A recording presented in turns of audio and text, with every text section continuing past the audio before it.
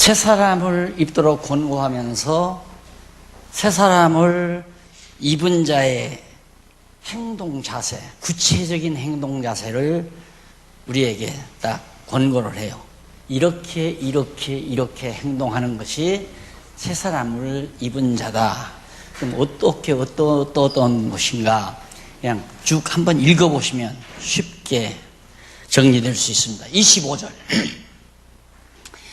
그런즉 거짓을 버리고 거짓말. 거짓을 버리려면 진실을 찾아야 거짓을 버리죠. 근데 거짓을 진실로 알면 거짓을 버릴 수가 없는 거예요. 거짓말인지 참말인지를 확인하는 것이 지혜자입니다. 거짓말을 하는 것이 몰라서 거짓말을 하죠. 그게 참말인 줄 알고 거짓말하는 사람이 있어요. 근데 거짓말인 줄 알면서도 거짓말하는 사람은 아주 사악한 사람이고요. 거짓말이 참말인 줄 알고 거짓말하는 사람은 그래도 조금 나은 사람이에요. 근데 진짜 제대로 되면 거짓말 안 해야 되죠. 거짓을 안 해야 되는데 안 하려면 무슨 말을 할 때 이것이 거짓인가 거짓이 아닌가를 확인하는 사람은 참 지혜로운 사람입니다. 그래서 거짓말을 함부로 하지 아니하는 이게 매우 중요하고요. 거짓을 버리고 각각 그 이웃으로 더불어 참된 것을 말하라. 진리를 말하라 그 말이에요. 아까도 우리 참된 것을 말한다는 말이 진리를 서로 토론해라. 토로해라. 그러니까 우리가 교회 생활에서 정말 중요한 것이 다섯이 모이든 소위 모이든 모이면 그냥 진리를 서로 토론하는 이 풍토라는 게 굉장히 중요한 겁니다. 이 사람이 얘기하면서 자기가 성장하는 거거든요. 말을 하면서. 근데 말을 안 하다 보니까 이제 제가 좀 아쉬운 게 뭐냐면 한 30여 년 동안 목회하면서 말할 수 있는 기회를 좀 많이 줬으면 지금 교사가 참 많이 태어났을 거예요. 많이 이렇게 성장했을 거예요. 그것도 이제 인간적인 생각이지만은 말하는 기회가 없으니까 말을 못 배워요. 그래 알기는 아는데 표현을 못 하는 거예요. 그래서 이제 가르치는 교사의 은사가 자꾸 삭감이 되어지는 그런 것이 좀 안타깝고, 그래서 이웃과 우리 형제들과 더불어 항상 진리를 서로 토론하는, 이는 우리가 서로 지체가 됩니다. 서로 한 몸이기 때문에 몸을 속일 수는 없잖아요. 진실로. 그래서 성도의 교제는 진실만이 통한다. 진실을 말하니까 통하는 게 아니라 진실만을 말하게 된다. 어떻게 내 지체를 내가 속일 수가 있어요? 안 그래요? 속이는 것은 나의 원수를 속여먹는 거죠. 전쟁을 할 때 대적들을 다른 데로 유인시켜서, 저희 전라남도에 가면 이제 이순신 장군 외적들 막 침몰시킨 그 바다가 있잖아요. 거짓말로 막 쌀뜨물 막 이렇게 흘러내리는 것처럼 그렇게 거짓을 꾸며가지고 이 왜군들을 유인해가지고 그래서 다 함몰시켜버리는, 대적들에게는 그렇게 속여가지고 망하게 할 수 있을지 모르지만 내 형제들을 어떻게 속이고 그렇게 하는 건 아니지 않느냐, 지금 그 얘기거든요. 그게 바로 거듭난 것이다. 그래서 분을 내어도, 인간이니까 육신을 가지고 있으니까 분이 나죠. 자기에게 불리할 때는 분이 나도 분을 내어도 죄를 짓지 말며 해가 지도록 분을 품지 말고, 분이 성장을 하면 살인까지 벌어지죠. 분이 화가, 그러니까 화가 치밀면 결국에는 그것이 살인까지 엄청난, 그래서 죄를 짓지 말라. 그렇기 때문에 해지도록, 해가 졌는데도 낮에 품었던 부분이 그대로 있으면은 밤에는 사악한 계획을 해요. 내가 늘 얘기했죠? 미웠다. 밝을 때는 미우니까 좀 미워 죽겠네. 그렇게 끝났는데 해가 슬프하고 지면 자리에 누워서 그 인간에게 독살이나 시켜버릴까, 그냥 밥 한 그릇 사주면서 몰래 밥에다가 독약을 집어넣을까, 차 타고 가다가 확 밀어버릴까, 버칼로 팍 찔러버릴까, 이런 사악한 마음에. 그래서 밤이라고 하는 것은 참 위험한 시간입니다. 밤이라고 하는 게. 우리 인체라고 하는 것이 태양빛과의 관계가 참 많아요. 밝은 빛을 좋아하면 밝은 빛 안에서는 거짓이 작용을 잘 안 해요. 그러나 어두운 밤에는 자꾸 속이는 것과 거짓령이 작동을 하는 거죠. 그래서 역사는 밤에 이루어진다고 하는 말도 그런 의미에서 나오는 줄로 그렇게 생각을 합니다. 그리고 마귀로 틈을 타지 못하게 하라. 마귀로 틈 타는 것은 밤에까지 화를 그냥 분을 품고 있으면 밤에 별별 구상을 다 하죠. 그래서 소설을 언제 쓰느냐면 밤에 써요. 소설을 밤에. 온갖 구상을 하니까 이랬으니까 이럴 것이고 이랬으니까 이럴 것이고 이러면 나는 이렇게 할 거고 저렇게 해서 이렇게 할 거고 해서 그 사람을 코너에 빠뜨려야 되고 이러느라고 이제 밤잠 못 자는 거 아니겠어요? 그거 다 필요 없는 거예요. 그거 다. 내 계획대로 되지는 것이 없으니까. 그래서 참새가 방아코에 준다고 그러죠. 남 죽이려고 그냥 함정파다가 그 함정 속에 자기가 빠져 죽는 그런 결과가 와지기 때문에 그래서 그것이 다 거듭나지 못한 자들이 행하는 일이다. 도적질하는 자는 다시 도적질하지 말고 돌이켜 빈궁한 자에게 구제할 것이 있게 위하여 제 손으로 수고하여 선한 일을 하라. 하나님의 뜻, 주님의 원하시는 주님의 몸된 지체들을 돌보라고 말해요. 무릇 더러운 말은 너희 입 밖에도 내지 말고. 이게 말이 참 중요하죠. 그러니까 그 사람을 만나서 말 몇 마디 해보면 지금 마음에 사악성이 있다 없다 알 수 있잖아요. 벌써 사악성이 사라지면 말부터 곱고 부드러워요. 곱고 부드러운 말 들으면 듣는 사람도 기분 좋잖아요. 그 새끼 저 새끼 이러면서 그 뭐 싸가지 없느니요 이런 얘기하면 벌써 그 사람 마음속에 사악성이 지금 꽉 들어찬 거거든요. 그래서 나도 강의를 하다가 막 이 한국교회 그런 거 생각나면 막 과거 젊었을 때 좀 독사스러운 얘기도 많이 하고 그럴 때는 이제 분이 나니까 이제 그런 얘기가 나오는데 그럴 필요 없다. 오직 덕을 세우는데 소용되는 대로 선한 말을 하여 듣는 사람에게 은혜를 끼치게 하라. 들으면 마음이 편안해지고 즐거워지니까 그런 사람 말은 자꾸 듣고 싶잖아요. 그러니까 내가 예를 들어서 한 10사람이 이렇게 있는데 내가 얘기를 해요. 얘기를 하는데 한 사람이 슬며시 떠나고 저쪽에서 한 사람이 슬며시 떠나면 벌써 뉘우쳐야 돼요. 내 말이 상대방의 마음에 부담스러운 이야기구나. 그렇게 내 마음에 도끼가 있을까 서려 있거나 악기가 서려 있는 말이 자꾸 나가게 되면 그 말은 뭐예요? 남 비난하고 욕하고 험담하고 이렇게 얘기하면 그걸 듣기 좋은 사람은 하나도 없어요. 그럼 그건 누가 듣기 좋아하는가? 자기 마음에 도끼가 있는 사람. 그 사람은 남 험담하고 욕하고 그냥 비난하는 걸 그래? 정말 그래? 난 몰랐네. 정말 그래? 이러면서 이제 달겨드는 거죠. 거기에 이제 매료되는 거 아니에요, 사람들이. 근데 보통 우리 인간의 마음이 악성이 있거든요. 기본적으로 악성이 자리 잡고 있어요. 그러니까 하나님의 말씀으로 정화가 안 되면 내 기본은 악성이다. 그러니까 남이 누가 좋은 옷만 입고도 저 새끼 도둑질 많이 했구나. 이 생각 벌써 들어가는 거예요. 사악성이 있는 사람은. 그리고 그 사람은 시기하고 질투하고 남이 좋은 차만 타도 시기하고 질투하고 욕하고 남이 부자로 산다 배가 아파서 못 견디고 이게 다 사악성 때문에 그러는 거 아니에요. 그런 걸 이제 부추기면 되는 거예요. 그런 거. 그러면 이제 그런 사악한 무리들이 하나의 집단을 이루는 거죠. 그 집단으로 계속해서 남 욕하고 비난하고 거짓말 막 해서 그냥 막 분산을 시키고 어지럽게 만들고 다 그런 일들이 그렇게 해서 생기는 거란 말입니다. 그래서 이게 굉장히 중요한 거죠.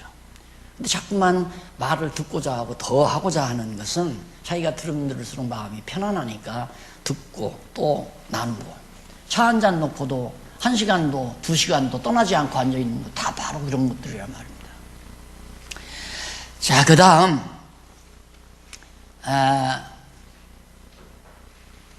저희 가운데 허망한 것으로 행함같이 너희는 행하지 말라. 28절?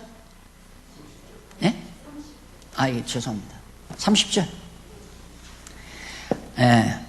하나님의 성령을 근심하게 하지 말라.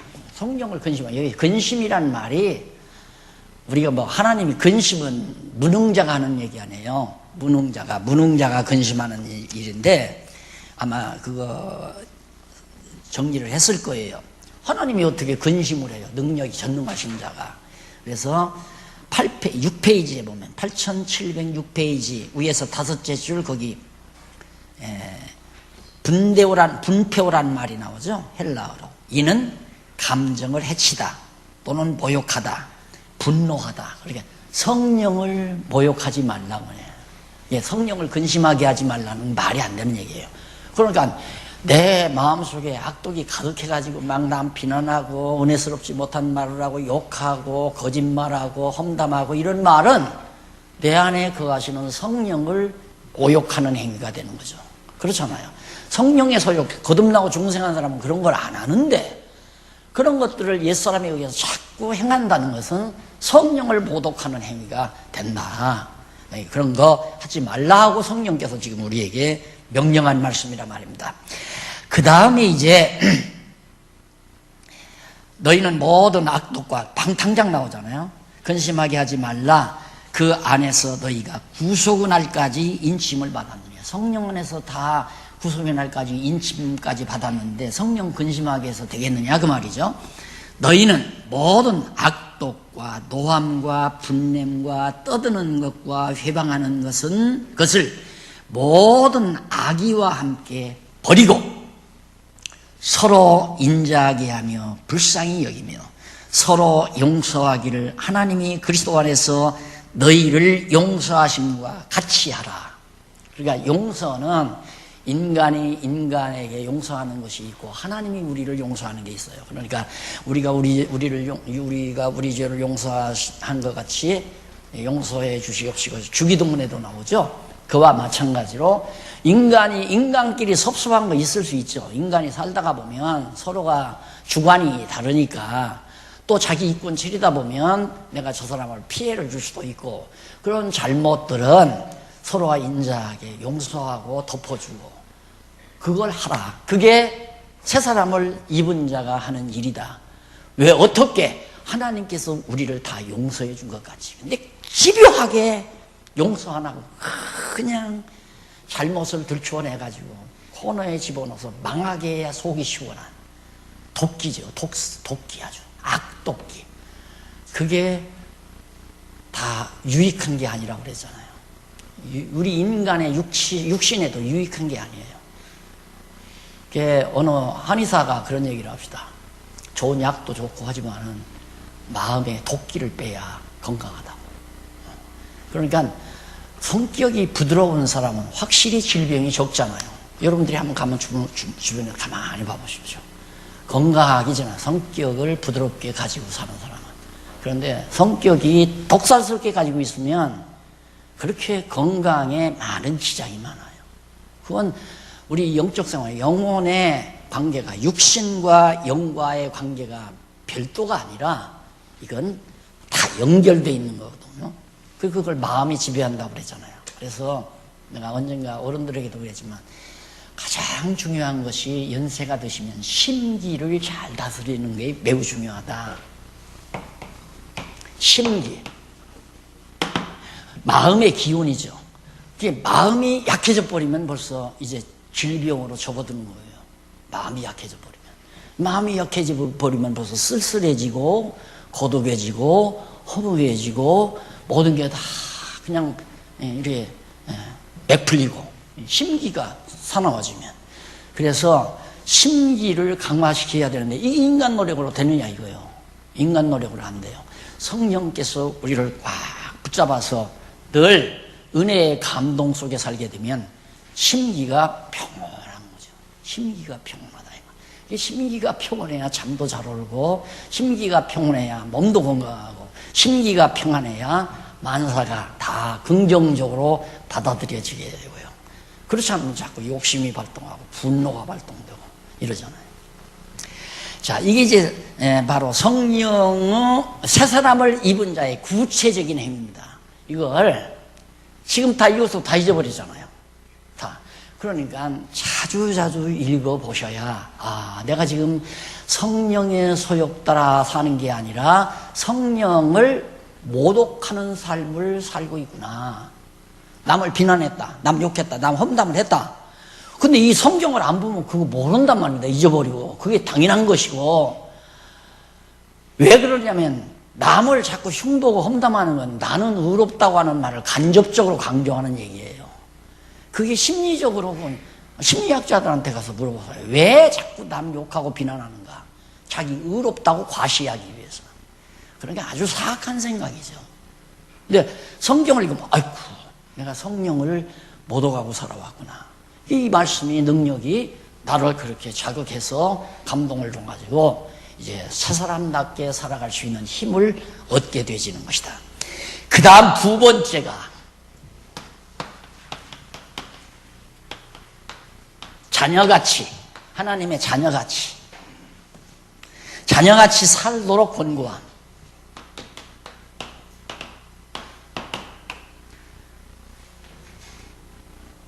그것이 5장 1절로 14절.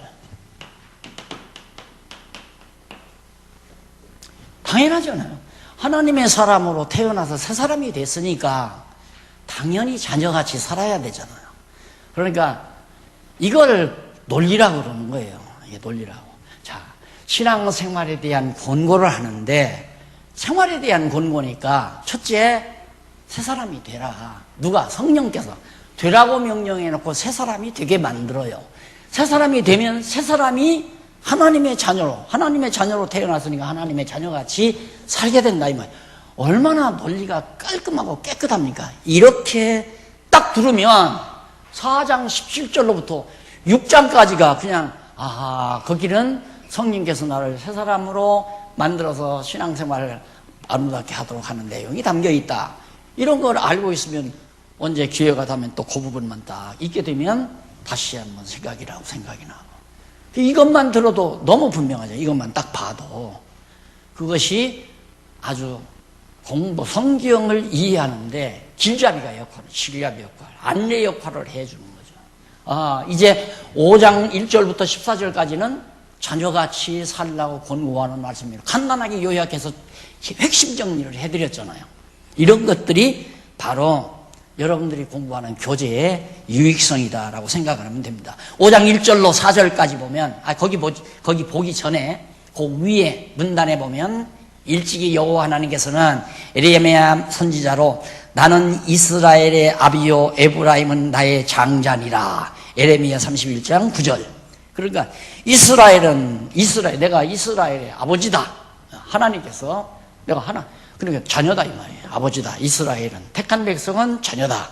그리고 에브라임은 에브라임은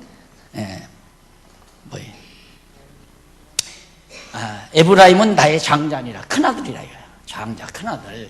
그리고 장자 그마들은 축복을 계승받을 수 있는 승계받을 수 있는 자격 아니에요. 그러니까 하나님의 자녀다. 그렇게 에레미야 선지자를 언약한 말씀대로 성령께서 오셔서 우리 이방인들 또 우리 교회 성도들로 하여금 하나님의 자녀가 되게 해서 자녀로 살게 해주신다. 에레미야 선지자의 예언을 통해서 언약하신 말씀을 이루어 주신다 그 말이에요. 그래서 언약대로 이루어 주신다 그런 뜻이죠. 자, 그러면 5장 1절. 그러므로 사랑을 입은 자녀같이 너희는 하나님을 본받는 자가 되고 그리스도께서 너희를 사랑하신 것 같이 너희도 사랑 가운데서 행하라. 그는 우리를 위하여 자신을 버리사 향기로운 제물과 생축으로 하나님께 드리셨느니라. 자, 사랑을 입은 자녀같이 너희는 하나님을 본받는 자가 되라.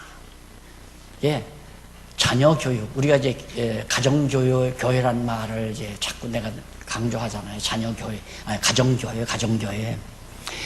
이거 주일날만 애들 데리다가 한만 가르쳐도 필요 없어요. 가정에서 부모가 하나님을 경외하며 사는 부모가 자녀들을 마음껏 사랑의 도가니에서 길러놓으면 아이들이 부모를 닮아요. 부모가 하는 대로 확 따라서 한다 이 말입니다. 그런데 부모가 자기를 늘 괴롭히고 부모가 큰 소리나 하고 매나 때리고 욱박지르고 그러면 부모가 싫은 거예요. 그럼 부모가 하는 일을 반대하고 싶은 거야. 반대로 가고 싶다 이거예요. 그래서 얘야 오늘 교회에 난 갈래. 왜? 반항이 나오잖아요. 요즘 그런 프로그램이 많이 나오대요. 될 프로그램에. 그러니까 부모가 안 믿으면서 자녀 예수 믿게 한다? 천만의 말씀이고, 또 부모가 교회를 다닌다 할지라도 정상적으로 하나님의 사랑에 감동받아서 부드럽고 유한 성품으로 자녀들을 대하면서 기르지 아니하면 자녀들 안 따라와요. 그리고 부모 안 나오고 아이들 안 나오잖아. 안 갈래. 간섭하지 마세요. 나 다 컸어요. 믿는 거 안 믿는 거 다 종교는 자유입니다. 이러면서 반응하잖아요. 안 돼요. 그래서 한국교회에 이 모양 욕골되는 거 원인을 하나 분석하자면 가정교회가 다 말살되어 버렸다. 가정교회가. 그래서 지금 60대 전후반 2세대 가면 교회 싹 줄어버려요. 이게 10년 다 안 가서 5, 6년, 10년 계속해서 통계가 줄어들잖아요. 계속해서. 더는 안 두르고 어린아이들은 안 두르고 나이 드신 분들은 세상을 떠나니까 줄어들 수밖에 없죠. 그래서 내가 이거 할 때도 나는 300성 내지 한 400성만 하자니까 막 아니라고. 여기 오면 막 크게 부흥하니까 700성은 해야 됩니다. 암만 못해도. 그래서 겨우겨우 애써가지고 한 거 600성 만들었고, 600성 만들었다가 의자 저쪽 쓰느라고 다 빼가지고 지금 500성 남짓 될 거예요. 난 300성만 하려고 그래. 안 된다. 앞으로 교회 안 된다. 안 돼요. 절대 안 됩니다. 교회, 가정교회가 나는 왜 그러냐면 부모들 스스로가 지금 30, 40대들이 다 아기를 낳아야 되는데 그들이 아기 낳으면 돈 벌어라 임마. 돈 버는데 지원해라. 돈 버는 과목에 지원해라. 돈 어떻게 하면 좋은 회사에 취직해서 돈 많이 벌어. 전부 부모들의 관심이 전부 거기에 매달렸단 말입니다. 그냥 학원 보내고 막 돈 버는 데로만 몰려가고 이러니까 아이들도 돈밖에는 모르잖아요. 걔들이 무슨 교회를 나와요? 안 나와요. 절대 안 나와요. 5년 주기로 얼마나 한국교회가 무너져 내린가는 여러분 눈으로 볼 겁니다. 그래서 현재 우리 장안중앙교회 성도들만이라도 이제부터라도 어른들이 지금 아직은 뭐 초등학교 다닌다, 중학교 다닌다 좀 잘만 하면 다독일 수 있잖아요. 좀 불러들여서 교회를 통해서 여기를 통해서 워크숍도 시키고 무슨 뭐 자기들 어떤 축제도 행하고 페스티벌도 무슨 다양한 프로그램을 통해서 교회 접근시켜가지고 지금 예민하게 정신적으로 갈등하는 이 시대 빨리 목표를 설정해서 눈이 번쩍번쩍하도록 만들어주지 아니하면 지금 이미 내 부모 품 떠난 자녀들을 절대 돌이킬 수가 없습니다. 천하 없어도 못 돌이켜요. 그래서 이게 지금 참 답답한 일인데 이제는 뭐 나와서 기를 때부터 그렇게 해야 하는데 나와서 기를 때부터가 보통 30, 40대들이 나와서 기르는데 그 사람들이 전부 다 그거예요. 세상 물정 따라서 어떻게 하면 돈 많이 벌어서 좋은 차 타고 좋은 집에 사느냐 이거밖에는 모르니까 안 되죠. 이게 부모 스스로가 새로운 가치관을 가지고 어려서부터 하나하나 그렇게 지도해 가지 아니하면 불가능한 건데 자녀같이 하나님의 자녀처럼 살도록 성령이 권고하셨지만 성령이 그렇게 해가시는 걸 어떻게 해요? 성령께서 자녀처럼 살도록 권면하셨는데 이 말씀이 안 들어가니까 이 말씀을 받아들이지 아니하니까 그렇게 안 된다 이 말이에요. 그걸 어떤 하우장사가 그걸 되게끔 만들 거예요? 불가능해요. 절대. 과자 사다 놓고 모여라 해서 과자 먹여주면 과자 먹기 위해서 옛날 성탄절에 떡 나눠주고 과일 나눠주니까 그것 받아 먹기 위해서 교회 나왔다 그러잖아요. 그걸로는 안 돼요. 절대 안 돼요. 그래서 사랑을 입은 자녀같이 사랑 가운데서 생각할 것. 사랑받으며 산 사람은 사랑을 건전하게 할 수 있습니다. 그러나 사랑받지 못하고 산 사람은 사랑도 건전하게 하질 않아요. 자기 욕구 충족을 하는 거죠. 자기 욕구 충족 아니면 포악성으로 나와요. 건전한 사랑 속에서 자라지 못한 사람. 그러나 부모의 푸근한 사랑을 마음껏 받으면서 자라난 그런 자녀들은 사랑도 건전하게 해갈 수 있죠. 포악하게 하는 게 아니라 자기 욕구 충족이 목적이 아니라 정말 사랑을 목표로 해서 건전하게 그렇게 해나가는. 그래서 이제 성령께서도 그렇게 사랑을 입은 자녀처럼, 사랑을 못 입은 자녀. 그래 불우한 아동들이 대개 양친 부모가 없다거나 외짝 부모라거나 홀어머니 밑에서 자랐다거나 또한 두 부모가 중간에 이혼을 했다거나 이런 이제 불행한 과거가 있는 경우가 대부분 범죄인으로 자라잖아요. 그러니까 나라나 교회나 가정이 건전하지 못하면 절대 교회도 나라도 건전하지 못하다 하는 건 두말할 것 없는 겁니다. 그 다음에 넘어가서 거의 3절에 보면 음행과 온갖 더러운 것과 탐욕은 너희 중에서 그 이름이라도 부르지 말라. 이는 성도의 마땅한 말이라. 이게 다 육체의 소욕으로부터 나오는 거예요. 음행, 온갖 더러운 것, 탐욕. 그리고 이런 것들은 너희 중에서 그 이름이라도 부르지 않을 정도로 그냥 그게 완전히 거부되는, 싫다. 그런 마음이 들어가는 것이 하나님의 거듭난 새 사람을 입은 자의 삶의 모습이니까 그런 자녀같이 살아라. 이런 얘기죠. 그러면서 누추함과 어리석은 말이나 희롱 말이 마땅치 아니하니 돌이켜 감사하는 말을 하라. 참 감사하다. 어저께도 어떤 분이 신앙 상담을 와서 젊은 분이 와서 하는데 어떤 때는 막 괴롭대요. 잘못하고 어떤 때는 참 괴로운데 가만히 자기가 과거에 공부하던 걸 이렇게 생각해 보니까 이게 다 감사한 일이로구나. 그래서 자기 마음이 많이 지금 마음에 평안을 얻고 지금 그런 얘기를 들을 때 그게 말씀의 능력 아닙니까? 그게 말씀의 능력이죠.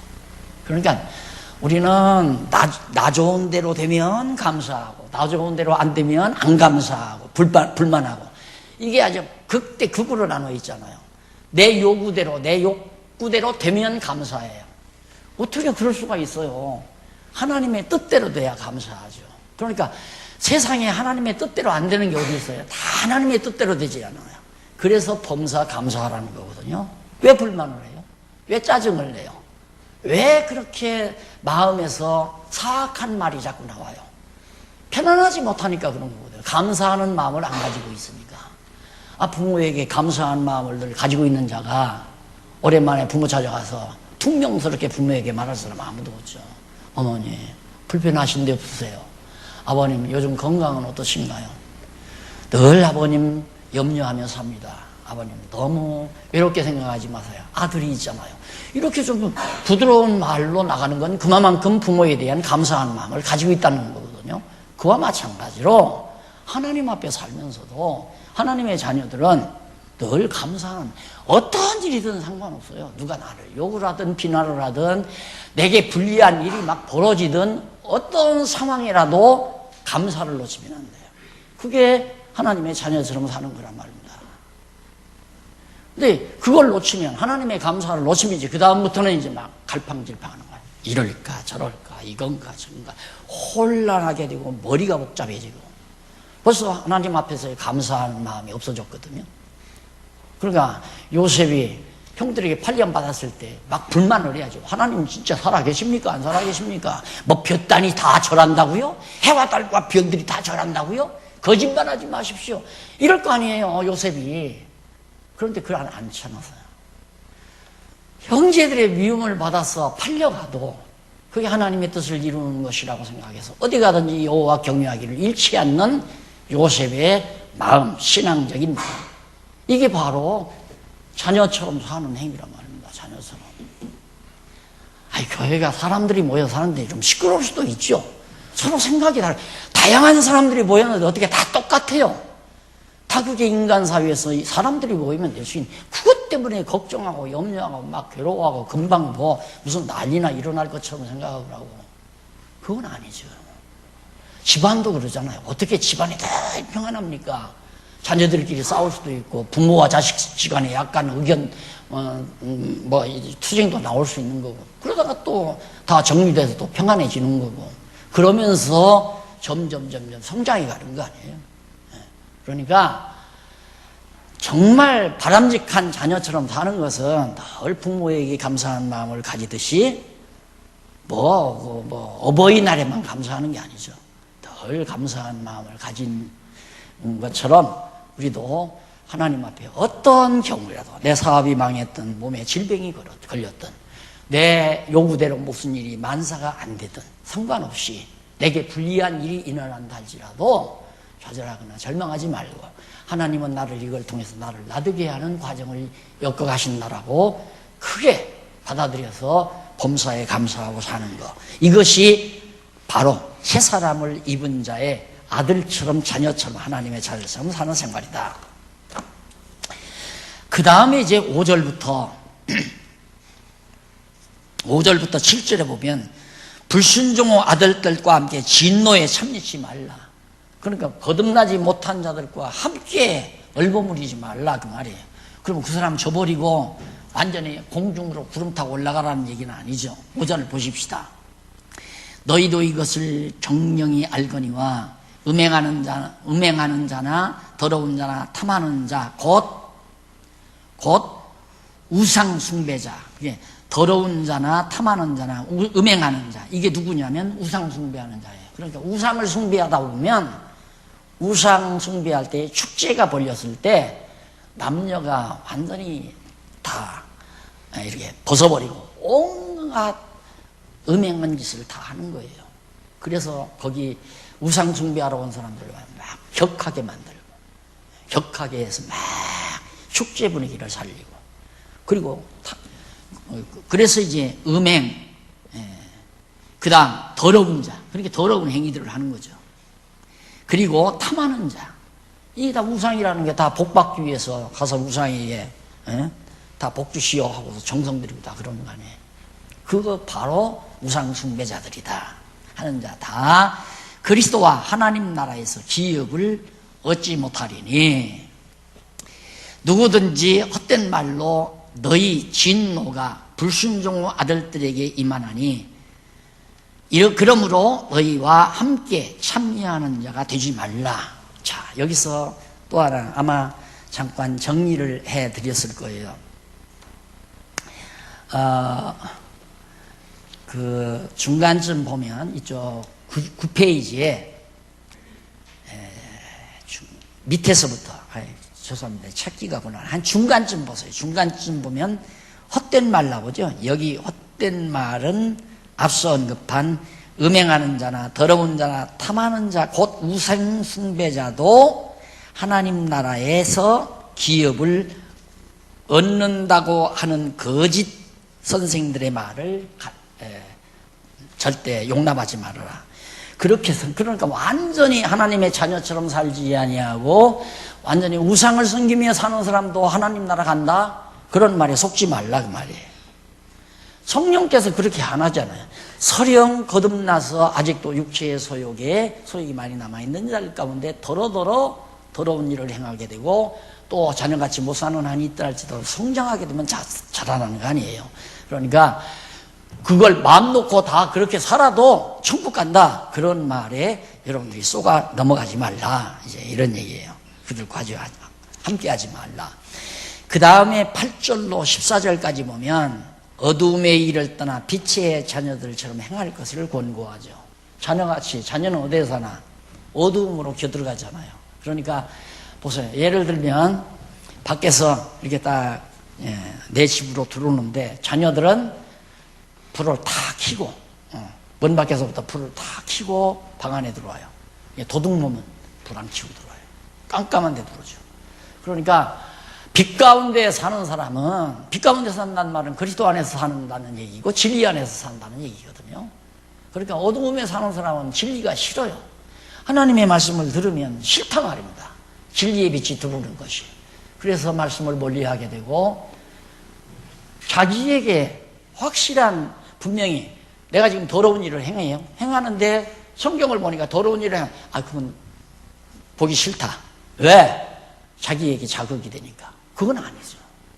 다 받아들여야죠.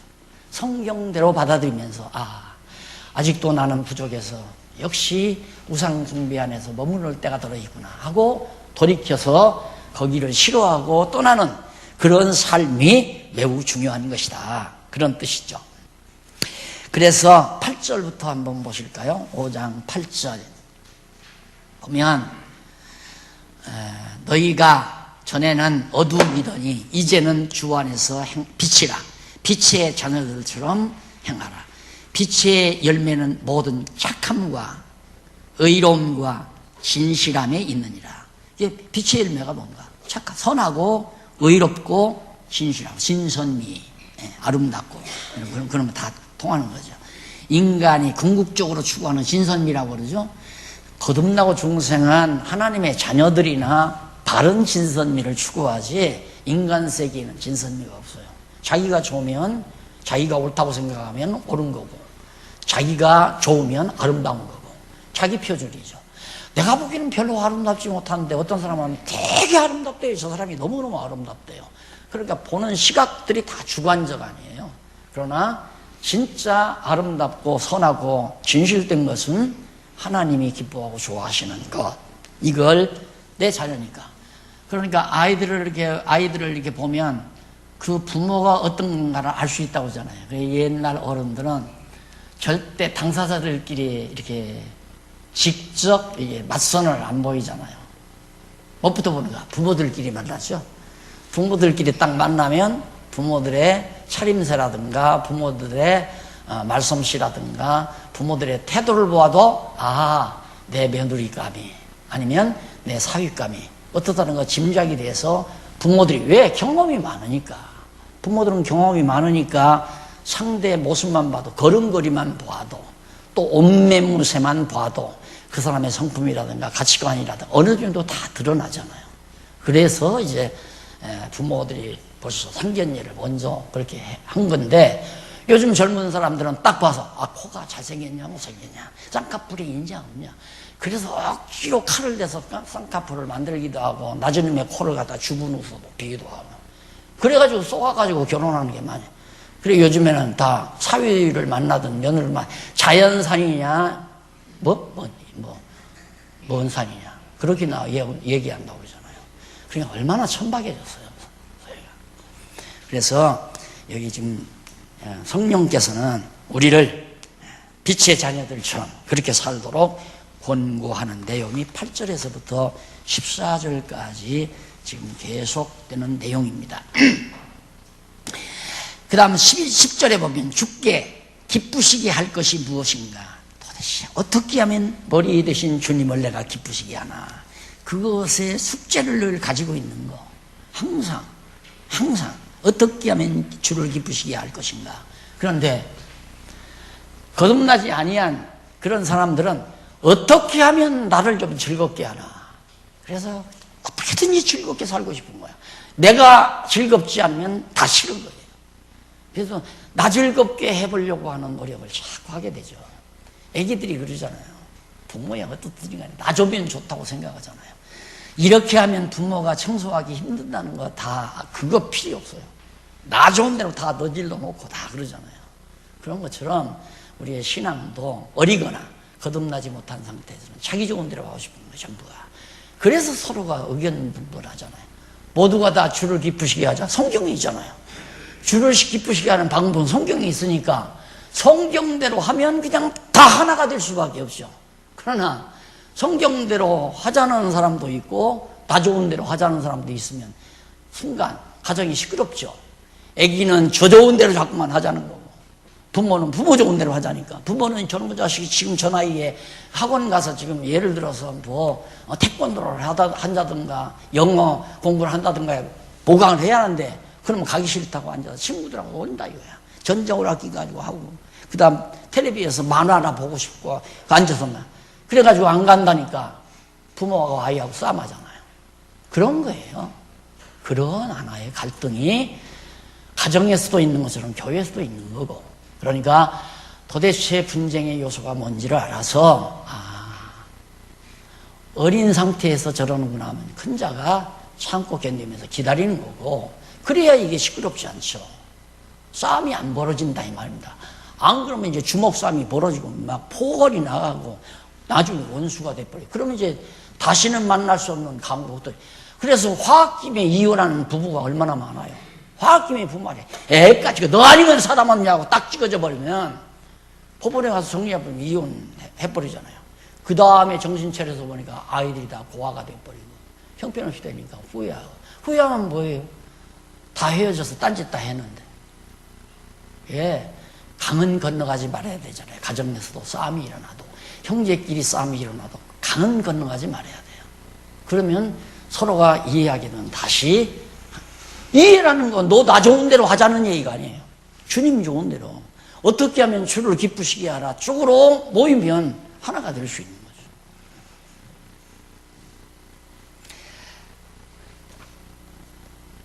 거죠. 그 다음에 이제 너희는 어디야? 5장이죠? 5장. 이쪽 12절 11절 너희는 열매 없는 어둠의 일에 참여하지 말고 도리어 책망하라. 너희는 책망하라. 서로 형제끼리 서로. 그건 아니잖아. 그건 네가 잘못했다. 이건 서로 우리끼리. 그 책망이라는 게 사랑에서 나오잖아요. 사랑하지 않으면 책망도 안 나와요. 왜? 저놈이 도둑질을 했던 뭐 돈을 갖다가 허비하든 너 이 자식아 돈을 왜 그렇게 허비해? 이러다가 뺨 맞죠. 그러나 내가 사랑하는 동생이, 내가 사랑하는 친구가 나쁜 짓을 하면 그건 하면 그렇게 하면 안 된다. 너 잘못했어. 부모에게 가서 잘못 빌어. 이렇게 얘기하는 것은 사랑의 표현이란 말이죠. 그래서 서로 책망하면서 하나님의 자녀답게 살아라. 저희의 은밀히 행하는 것들은 말하기도 부끄러움이니라. 서로가 은밀하게 남모르게 행하는 일들이, 부끄러운 일들이 많아요. 그러나 책망을 받는 모든 것이 빛으로 나타나나니, 그렇죠. 형제들끼리 서로 하나님의 말씀으로 책망을 하면 그것이 빛으로 나타나나니, 나타나지는 것마다 빛이니라. 그러므로 이르기를 잠자는 자여 깨어서 죽은 자들 가운데서 일어나라. 그리스도께서 내게 비추시리라 하셨느니라. 빛 대신 예수 그리스도가 환하게 빛을 비치니까 어둠 속에서 잠자는 자가 깨나라 이 말이에요. 태양빛이 떠오르면 참 이상하죠. 한때 7시까지 8시까지 할 때도 있잖아요. 늦잠 자면 8시까지 하요. 요즘에는 6시도 안 돼서. 왜? 이유는 태양이 벌써 5시 반만 돼도 태양이 뚝 떠오르니까. 일찍 일하면 5시 반 하고 6시. 8시까지 자던 다음 잠이 6시나 일어난다. 5시 반이나. 빛이라고 하는 건 우리 잠을 깨우듯이 진리의 빛 대신 예수 그리스도의 빛이 우리를 사망의 행위에서, 자녀처럼 살지 못하는 행동에서 깨어나게 해서 하나님의 사람답게 살도록 역사하신다. 그런 뜻입니다. 그 다음 이제 넘어가서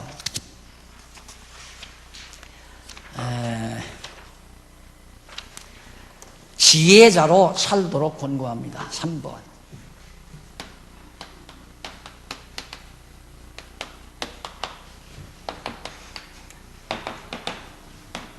(5장 15절로부터) 그 이하 15절로부터 21절까지.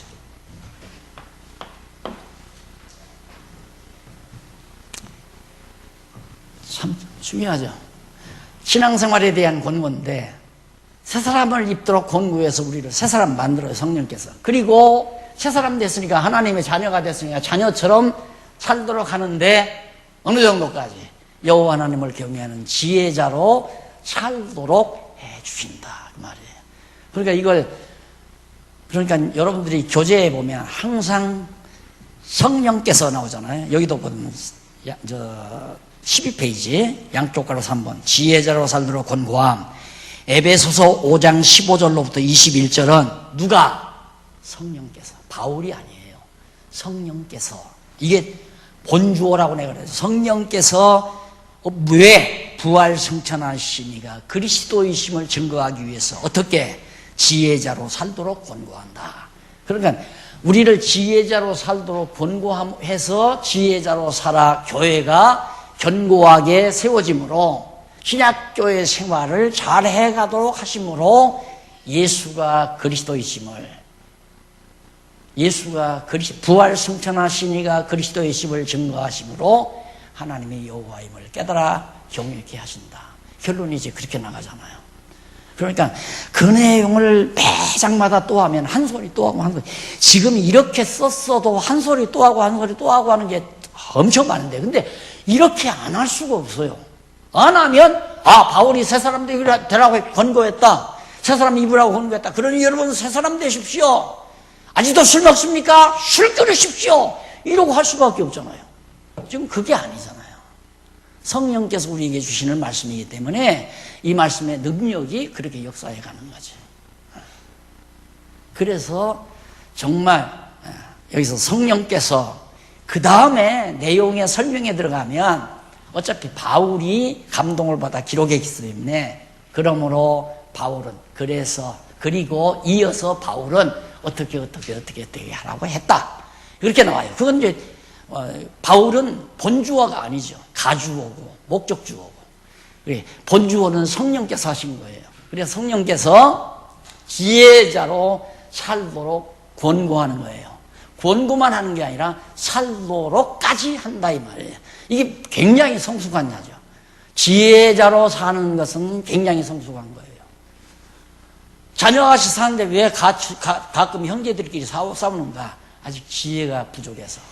조금 더 크면 동생이 철없는 짓을 하면 형이 쓱하니 고개를 돌리고 참습니다. 왜? 나도 저만때 그랬어. 그리고는 이제 기회가 되면, 야, 아무리 동생아, 너 그거 말 좀 헛짓이다. 나도 그렇게 해봤는데 그거 헛것이더라. 그게 벌써 철들었다는, 지혜가 열렸다는 얘기예요. 그러니까 가정에서도 이게 성장을 하면 가정이 비교적 조용해지잖아요. 어린애들이 많으면 시끄러워지고, 교회도 또 마찬가지인 거예요. 그런데 이걸 교회가 무슨 연대별로 교회를 세워진 연대에 따라서 그거 아니에요. 왜 그러냐면 계속 새 사람이 들어오고 또 들어오고 하기 때문에 반복적으로 일어나는 거예요. 내가 그걸 많이 착각을 한 거죠. 우리 교회는 이렇게 해서 말씀 배웠으니까 이런 일이 없겠지. 그거 안 그래요. 그래서 내가 가끔 그러잖아요. 20, 30년 주기로 조심해라.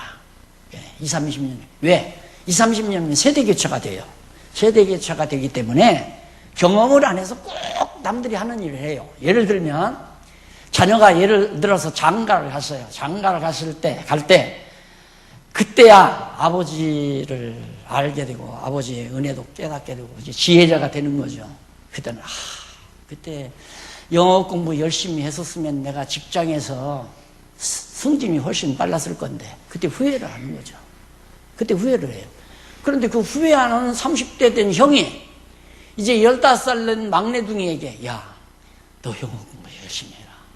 영어 못하면 직장에서 앞으로 승진하기 힘들다. 해요, 안 해요? 15살짜리가. 안 해요. 형 말 안 듣는다, 그 말입니다. 그럼 그놈도 이제 30대 가서 또 경험하는 거예요. 직장에서. 예를 들어서 회사에서 내쫓는 방법은 그거 아니에요. 영어로 된 문서를 딱 주면서 이거 번역해서 다 몇십 날까지 제출하라. 그거 못하면 자연스럽게 고개가 수그러들고 사표 써야 되고. 그러니까 경험 다 해야 된다. 부모 마음이야. 내가 고생했으니까 돈 벌어서 쌓아가지고 자녀들은 고생 안 하고 살았으면 좋겠다 해서 그렇게 노력하는 거 아닙니까? 선배도 마찬가지고. 나는 모진 고생을 했지만 후배들은 고생 안 하고 좀 잘 편안하게 그렇게 했으면 좋겠다. 그런 생각 안 하는 선배가 어디 있어요? 그거는 생각하는 선배가 아니죠. 근데 그게 안 된다 이 말이에요. 다 각자 하나님께서 경험을 시켜요. 각자가. 그래서 한때 그래도 경남노예에서도 장안중앙교회가 난리가 나니까 각 지방교회도 다 난리가 난다고. 맞아. 그거 다 하나님께서 각자 훈련시키는 것 같아. 그래서 2, 3년 주기로 어려움이 자꾸만 시끄러운 것들이 일어난다. 그런 얘기도 내가 자꾸 하고 그러는데 지혜가 없으니까 그래요. 성경에도 있잖아요. 광야 시대 40년을 거친 세대들이 가나안 땅에 들어가서 살아있는 동안에는 여호와 하나님 경외하고 잘 살았어요. 광야 시대에 거친 세대들이 살아있는 동안에는. 그런데 광야 40년 동안 태어나서 예를 들어서 뭐 다 광야 지나서 모압 평지에서 태어난 놈이야 뭐 광야 시대 못 봤잖아요. 그러나 홍해바다 건너면서부터 다 본 사람. 그러면 20대에 남았으니까 요단강 건너갈 때는 60세 됐을 거란 말입니다. 그럼 모세가 120년 살았으니까 120년 산다 하더라도 가나안 땅 들어가서 한 60년 동안은 광야에서 40년 경험한 사람이 있다는 얘기죠. 그때까지는 괜찮았어요. 그런데 그 사람이 다 죽고 나니까 그냥 우상 섬기고 자기들 속이네 옳은 대로 행하고 왕이 없으므로 자기 좋은 대로 다 행했다 이거예요. 그러니까 또 이방 민족들이 와서 쳐들어와서 붙잡아가고 땅을 뺏어가고 그런 짓을 12번이나 했죠. 사사시대에. 똑같아요. 똑같아요. 교회도 그렇습니다. 교회를 이루어놓고 애쓰고 수고하고 여러 가지 어려움을 많이 겪은 어른들이 살아있는 동안에는 괜찮아요. 근데 그 어른들이 다 돌아가신 다음에는 이놈의 모든 수고가 이런 뭐 재산 덩어리가 어떻게 해서 마련이 됐는지 무슨 뭐 어려움을 겪었는지 아무것도 모르는 거예요. 모르니까 자기들 좋은 대로 해다가 또 코너에 맞고 코 받고 이제 그런 경우가 많이 나오잖아요. 똑같은 얘기라요. 그래서 지혜가 없으면 안 된다. 지혜라고 하는 것은 경험까지 다. 그러니까 솔로몬이 지혜서 잠언 전도서 쓸 때 그게 전부 경험에서 나오는 얘기예요. 솔로몬이 그 지혜서가 경험 속에서 나오는 거. 그 전도서도 자기가 살아보고 나니까 다 헛되더라. 또 잠언서도 전부 아버지 때 경험한 거, 사울왕 때죠.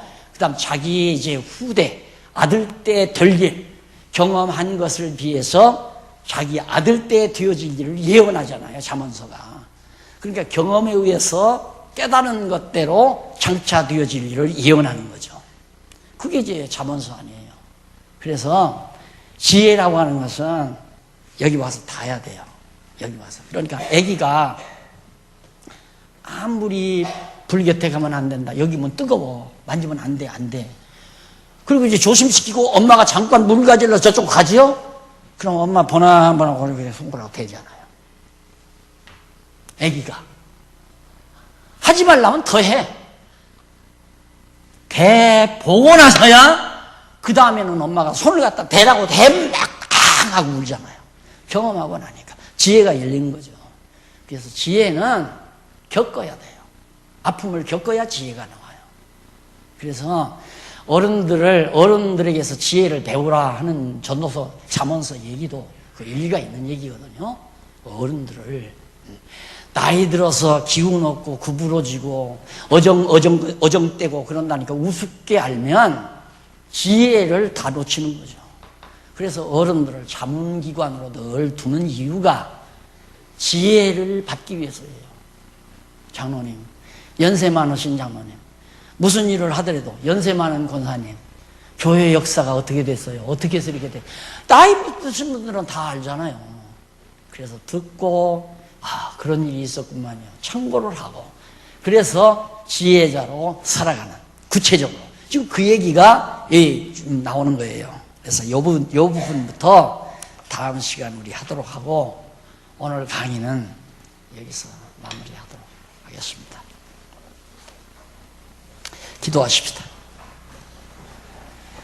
자비하신 아버지 하나님, 은혜를 감사드립니다. 오늘 또 저희를 부르셔서 하나님의 귀한 말씀으로 함께 저희들 생각하고 또 말씀으로 양육받게 하심을 진심으로 감사합니다. 하나님의 자녀로 지혜롭게 살기를 간절히 소원합니다. 그래서 우리 장안중앙교회가 견고한 반석 위에 잘 성장해 가도록, 그래서 우리 성도들이 교회 생활을 아름답고 성실하게 해갈 수 있는 능력을 얻도록 역사해 주시옵소서. 예수님 이름으로 기도드립니다. 아멘.